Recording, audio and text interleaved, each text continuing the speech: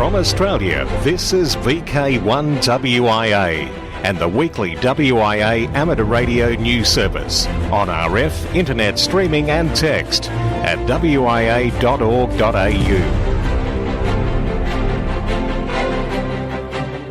Hello there, I'm Graham, VK4 Baker. This is the WIA news for week commencing October 4, 2020. And get ready for Jota Joti 2020. Maybe. Although for the first time in many a year the Scouts Guides did not make contact re this year's Aussie event, according to their site it is still going ahead right around the world 16 to 18 October.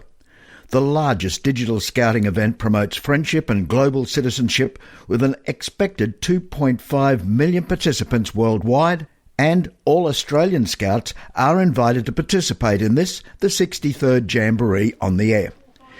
Jota is where Australian Scouts learn about communication technology and connect with fellow Scouts from over the 170 countries. It engages young people in educational activities that build teamwork, cross-cultural understanding and skills for the future. Again, Jota Joti 2020 takes place from the 16th to the 18th of October. But then wait, coinciding with the school holidays happening right now across Australia, between the 27th of September and today, Sunday the 4th, is a special Echolink Jota event where members of Scouting with an amateur radio licence are asked to join in to connect with other Scouts across the country in a different way. Just join the Scout VK server. Across Australia from VK1WIA, you're tuned to the WIA National News Service. In Northern Victoria, it can be heard on VK3 RMP 147.275 at 10 a.m. on Sundays. I'm Matthew McKernan, VK3 MJM, on behalf of Scouts Victoria, VK3 SCN. Hi, this is Phil, VK2 CPR. The WIA board is excited to announce the Stage 1 initial rollout of the new WIA members card. The membership card is similar to the original test I conducted some months ago to determine the feasibility of email as a transmission conduit. Email has too many problems, so we decided to use MemNet to deploy the cards. The card displays your call sign, up to 2 may be shown, your membership number, expiry date, and a list of all the current vendors participating in the program. If you're renewing your membership or are a new member, your membership card is simply downloaded from the WIA membership via MemNet by logging onto MemNet with your membership number or call sign and password. On the My WIA page, select Pay Invoice. Select a receipt button on the most recent invoice shown and print out your last receipt. The last receipt contains the membership card. Cut out, fold and laminate your membership card ready for use. The card is linked to a benefits program. The WIA and several vendors have teamed up to provide a range of discounts and savings for WIA members when using their services or purchasing from them. All you need to do is produce your membership card or quote your current membership number.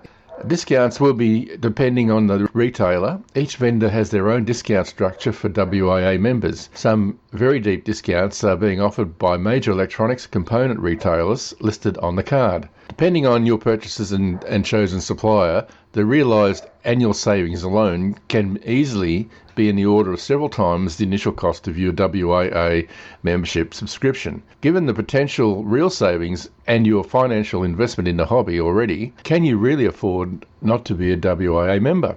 Conditions of use, a list of vendors and other information relating to the new program will be listed on the WIA website shortly, including some more great new membership rewards and benefits. The WIA board and many other volunteers who support our organisation are continually working on programs and initiatives to increase the value of WIA membership for you, whether that be via international representation to the IARU, ITU, WRC, local representation to ACMA or AMC, or providing support and benefits at an operational level at the local radio club or in the home and ham shack directly via our new benefits program. They say that imitation is the sincerest form of flattery. In the digital sphere, pretending to be someone else is called spoofing. Spoofing is poorly policed on most social media because these platforms are organised like a walled garden. That is, they give the illusion that nothing exists outside the wider internet, outside the wall. This is logical, as their primary purpose is to keep you within the wall for as long as possible. Please be aware that there are spoof pages purporting to be the WIA, and it is often difficult to tell them from the real thing, so best use a modicum of caution. So that's it for now. Cheers for now. This is Phil, VK2CPR. This is Roger Harrison, VK2ZRH, Editor-in-Chief of Amateur Radio magazine. The print run of issue number 4 rolled off the press on Wednesday last, on time, as scheduled. If you subscribe to the print copy of AR magazine, keep an eye out for it in your letterbox real soon now. For members who take the digital edition, watch your email inbox for a notification from the WIA that you can download your copy from the website. This issue might start a tradition.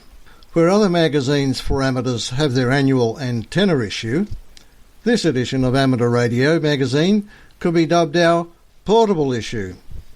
Amateurs seeking out the pleasures of portable operation have burgeoned over recent years through such activities as SOTA and Parks, the HF-UHF hilltopping, microwave activity days, and so on.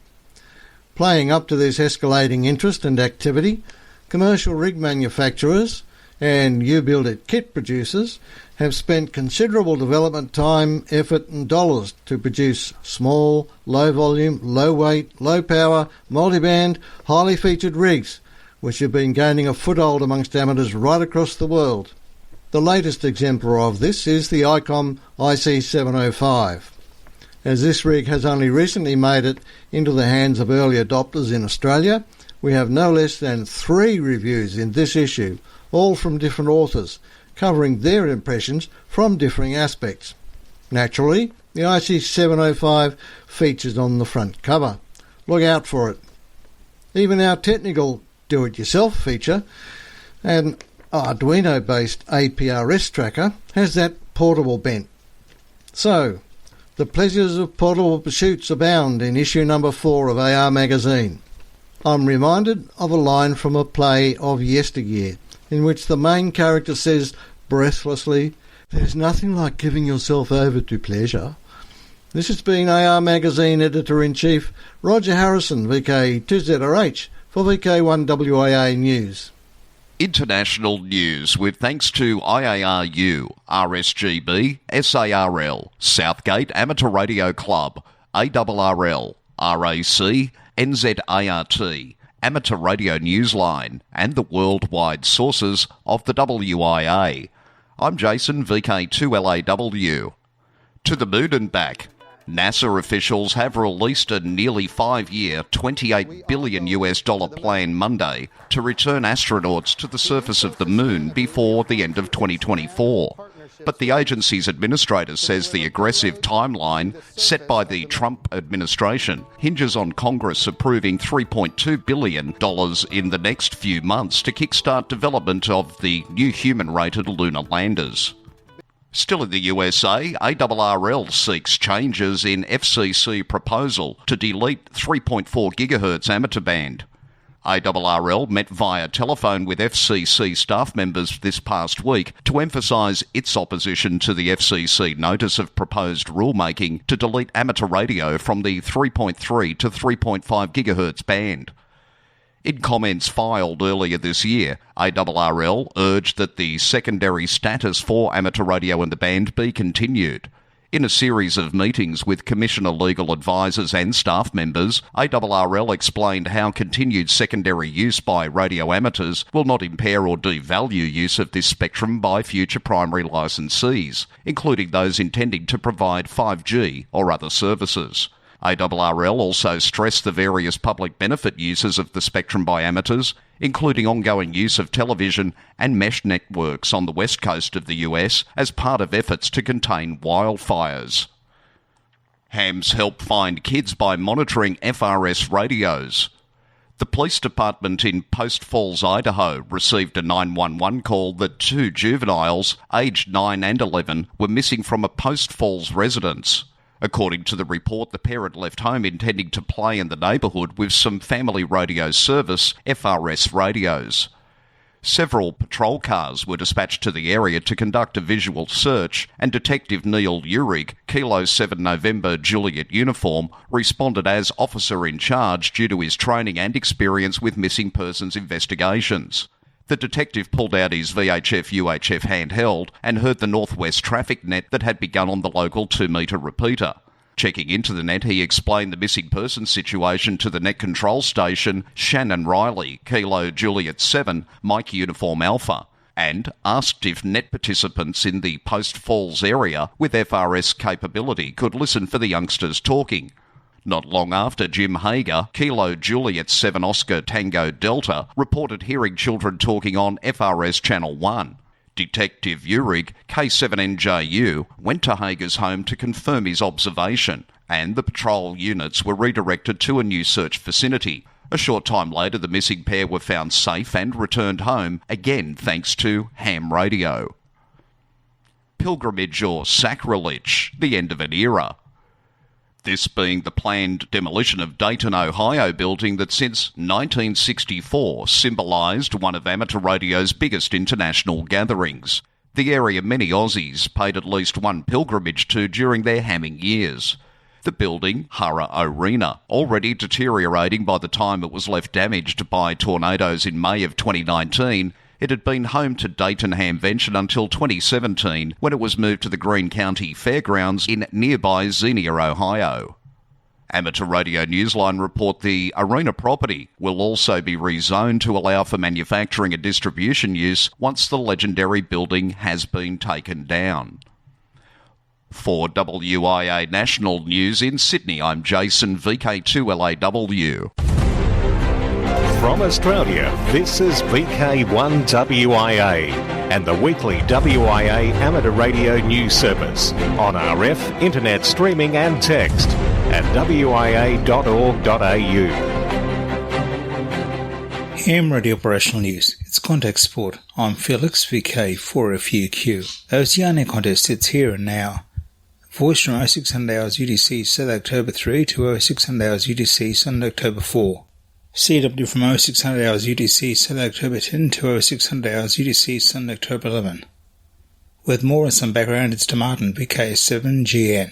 Hi, VK7GN here again for the Oceania DX Contest Committee. Are you ready to make a few contacts? The enthusiasm of VK3ML in the promotion of the original contest is infectious. He said, the ether just reeks of DX. Take a large breath and sample it. Taste those G's. They go well for breakfast, as one author said. Those F's, W's, YI's, etc. They are our meat for October, so go to it, polish up that gear, and start working DX just to get the atmosphere prior to the big event.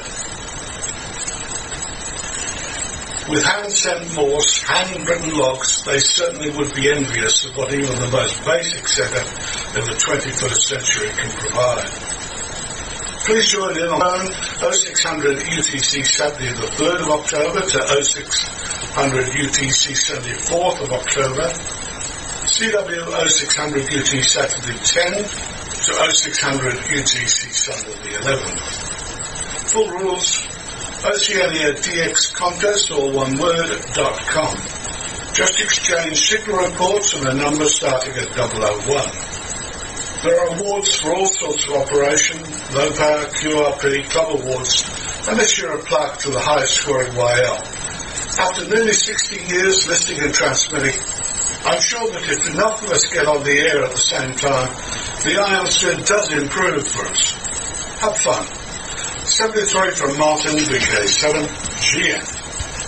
Thanks, Martin. Now, again, voice from 0600 hours UTC Saturday October 3 to 0600 hours UTC Sunday October 4. CW from 0600 hours UTC Saturday October 10 to 0600 hours UTC Sunday October 11. CQ LY DX SSB October 24, 25. CQ Worldwide DXCW November 28-29. December 6-8, 160 metres worldwide. December 14-15, 10 metres worldwide.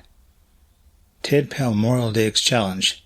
4 award periods, each of 3 months starting in January of each calendar year, and 2 categories in the contest: Most Wanted and Top 5. Top 5, you try and work the 5 most wanted DXCC entities. Most wanted, you work the most wanted DXCC entity. The DX entities in play are those most wanted during those 3-month windows. Complete details can be found at contest.fgarc.org.au/. All major Australian contest rules and results are on the contest section of the WIA website. New User Guide for ARRL Logbook of the World. This guide for beginner LOTW users has been released by Gary ZL2IFB, who pulled together a team of contributors who assisted him in the project. The 33-page guide was written with the new user in mind, but contains many tips and explanations that veteran users will find useful as well. The guide may be downloaded from the link in our text news this week. DX Window, October. Australian Special Event. Fred Swanston, VK3DAC/VK4FE, reported in several posts that the special event call sign VI75WW2 is active until November 11th, 2020, to commemorate the 75th anniversary of the end of the Second World War. Chile. CB33M until October 13 commemorates the 10th anniversary of the August 2010 landslide in a mine in the north part of Chile, where 33 miners, hence the call 33M, were trapped for 3 months until their rescue. Operations on 80 metres through to 70 centimetres using CW, SSB and the digital modes FD8, FD4, JS8, RITI, PSK31 and SSTV. QSL via the postal address given in the text edition of this, your WIA National News Service. Bonaire. PJ410 is a special event station active during October 2020 to commemorate the 10th anniversary of the 10th of October 2010. On that date, the former country of the Netherlands Antilles was dissolved, and Bonaire became a special municipality of the Netherlands. As a result, Bonaire became a new DXCC entity on October 10, 2010. Is this special, or what? Han. OE1 SGU is signing OE 1990 SGU between the 1st and 31st of October to celebrate his 30th anniversary in amateur radio. QSL via LTW, EQSL, or via OE1 SGU either direct or via the Bureau. Kosovo, Z6. Z66DX will be QRV from October 15 to 28 on 160 to 10 metres. Look for them using CW, SSB, RITI and FT8. QSL direct or Bureau. Hungary. HA70MAV from Budapest until December 1 celebrates the 7th anniversary of the Hungarian Railway. Activities on the various HF bands. QSL via LOTW. Denmark. OZ200EM is on the air until the end of the year, honouring the memory of Hans Christian Ørsted, who discovered the principle of electromagnetism 200 years ago. QSL via OZ1ACB. Hong Kong. Special call sign VR2HK90 is QRV until May 31, 2021 to celebrate the 90th anniversary of the Hong Kong Amateur Radio Transmitting Society. QSL via VR2HK. Germany. DK70 DARC is active until the end of December to celebrate the 7th anniversary of the Dorje Amateur Radio Club. QSL via the Bureau. For VK1WIA National News, I'm Felix, VK4FUQ Inningham. From Australia, this is VK1WIA and the weekly WIA amateur radio news service on RF, internet streaming and text at wia.org.au. Time now for Worldwide Special Interest Group News. Hello, I'm Col, VK3GTV. And first up, it's amateur TV and a hotspot problem. The Wireless Institute of Australia has for many years published band plans for all frequencies. These are agreed arrangements for various activities and, by and large, all amateur operators have gone along with this. In some cases, the band plans reflect international agreements. With more, from Melbourne is VK1WIA Peter Cossins. Recently, I've come across lists of amateurs running hotspots for digital internet access. A number of these hotspots in Melbourne and Sydney are within the limits of 442 to 449 ATV allocation. This allocation is mainly used for ATV repeaters, and the hotspots have the potential to create interference. Given that they may not be a problem at the moment, proliferation of these within the frequency limits is undesirable. The WIA band plan has specific hotspot frequencies of 438.925 and 438.9125 for D-Star, and possibly needs updating to accommodate new systems. Whatever is the case, they should not be located between 442 and 449 MHz, especially in Melbourne, Sydney, Brisbane and Port Pirie, where there are active ATV repeaters using this allocation for the downlink. This is Peter, VK3BFG, WIA ATV Coordinator. Thanks, Peter. On to space news now with Final Frontier. Astronauts on the International Space Station carried out an avoidance manoeuvre back on September 22nd to ensure they would not be hit by a piece of debris, said NASA, urging better management of objects in Earth's orbit. Russian and US flight controllers worked together during a 2.5-minute operation to adjust the station's orbit, moving the ISS further away, avoiding collision. CAMSAT HF amateur radio satellite launches delayed. The ARRL reports the CAS-7A launch has been postponed until next May and CAS-5A until next June. Both of these satellites will carry HF transponders. CAMSAT's Alan Kung, BA1DU, told ARRL, because of COVID-19, many things have been delayed. He said an announcement would be made closer to the announced launches, which have already been postponed multiple times since first announced. CAS-7A will be placed into a sun-synchronous orbit with an inclination of 98 degrees at 500 kilometres above Earth. The transponders will have a bandwidth of 30 kHz. According to the IARU Amateur Satellite Frequency Coordination page, the HF linear transponder will uplink on 15 metres and downlink on 10 metres. A CW beacon will transmit on 29.425 MHz. Still on satellite news, and 27 is a significant number. AO-27 has been floating in space for 27 years. AO-27 was the first FM bent pipe satellite and proved to be easy to work, with a strong downlink and sensitive receiver. The amateur FM repeater has served many hams worldwide and was one of the first easy sats. AO-27 was later used for the first successful D-Star mode satellite QSO. The 800-kilometre orbit provides continent-spanning coverage, with at least one station known to have worked 49 US states solely via AO-27. And there we were last weekend, the 27th of September 2020, celebrating the 27th birthday of AO-27. Worldwide Special Interest Groups, Radio Amateur Oldtimers, and you can find them on the website raotc.org.au.